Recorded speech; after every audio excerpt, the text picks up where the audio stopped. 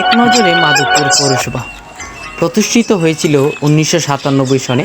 বাংলাদেশের হবিগঞ্জ জেলা একটি খ শ্রেণীভুক্ত এবং মাধবপুর পৌরসভা, যা সিলেট বিভাগের মাধবপুর পৌর উপজেলা এবং অন্তর্গত 2011 সালের আদমশুমারি অনুযায়ী এর জনসংখ্যা 21,930 জন এবং একটি স্থানীয় সরকার সংস্থা এবং হিসেবে পৌরসভা এবং পৌরবাসী দৈনন্দিন সেবা ও উন্নয়ন কর্মকাণ্ড ও পরিচালনা করে থাকে।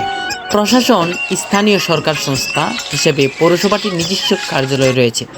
মেয়র 2015 সালের 30 ডিসেম্বর অনুষ্ঠিত পৌরসভা নির্বাচনে আওয়ামী লীগ সমর্থিত প্রার্থী হিরেন্দ্রলাল সাহা মেয়র পদে নির্বাচিত হয়েছিলেন।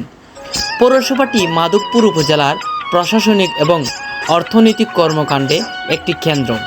এর আওতায় 288টি গ্রাম এবং 181টি মৌজা রয়েছে। আমাদের মাধবপুর পৌরসভাতে বাজারে বিভিন্ন আনাচে কানাচে সব প্রকৃতি মিলে সাজানো আছে এই মাধবপুর পৌরসভা। বাজারের দৃশ্য সত্যি অসাধারণ এক রঙিন হিসেবে প্রকৃতি সাজে সেজেছে এই মাধবপুর পৌরসভা।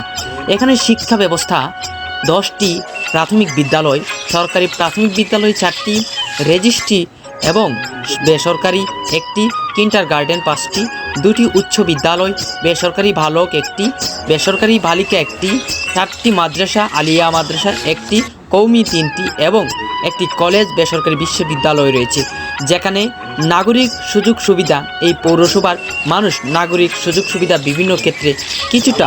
এই মাধবপুর পৌরসভার সৌন্দর্য, প্রাকৃতিক সম্পদ, ঐতিহাসিক স্থান এবং উন্নত নাগরিক সুবিধা এই তিনের সংমিশ্রণে গঠিত।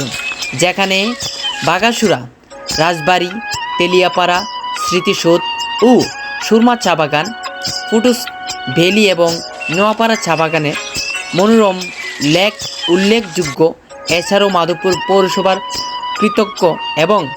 কৃতজ্ঞ পরিচালিত ফুলকুলি পৌর কিন্ডারগার্টেন এবং পরিচ্ছন্ন সুন্দর পরিবেশে এর অন্যান্য আকর্ষণীয় দিক রয়েছে। সবাই ভালো থাকবেন, সুস্থ থাকবেন।